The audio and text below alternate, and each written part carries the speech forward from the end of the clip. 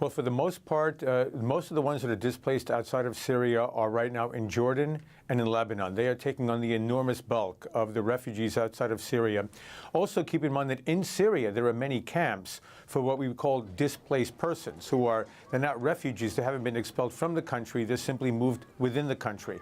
And then, of course, there are several million who've made it to Europe. So the EU, 28 states agreed on this partnership where 160,000 people were supposed to be accepted, but fewer than 21,000 have actually been accepted. And it's now sort of started this new political dynamic between Czechoslovakia, Poland, Hungary, France, Austria, Italy. They're all at odds with each other. Tell us how this is playing out. I think much of this is a political response on the part of national leaders to their own voters, their own societies. I mean, we're dealing with two levels of government in the European Union. There's national governments that should be accountable to their national societies, their voters, and then there's this bureaucracy in Europe, in Brussels, that purports to put forward a strategy for all EU members. But these bureaucrats are largely unaccountable to voters in EU member states. And these voters are saying, we have these large numbers of migrants that are coming into our country, coming into not just large cities, but also into small towns. And they're completely changing the demographic nature, the cultural nature and character of our societies. And we have no role in any of this. So I think there's going to be significant political tension, especially from those Eastern European countries that you mentioned. They're right now looking more to consolidate their own societies after being dominated by the Soviet Union for half a century, as opposed to countries in Western Europe that feel more obligated to provide for those that are less fortunate in other parts of the world. You've got 2.7 still in Turkey, wanting to go over to Greece. What is the solution there? Well, they're in Turkey temporarily, but remember, Turkey is not a member of the European Union.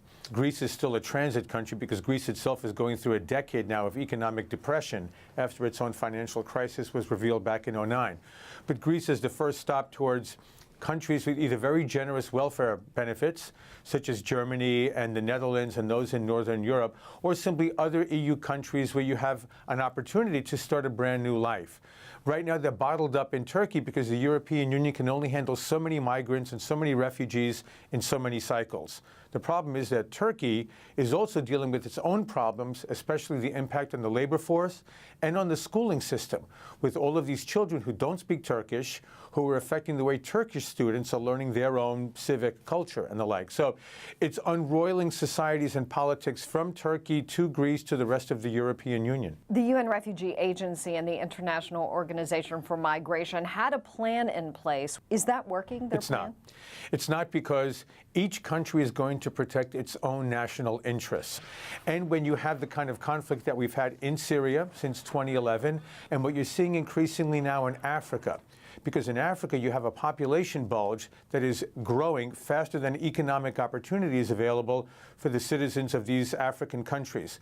So just the way they're coming in from the Middle East through Turkey and Greece into Europe, Libya now is without governance ever since we overthrew the regime of Muammar Gaddafi.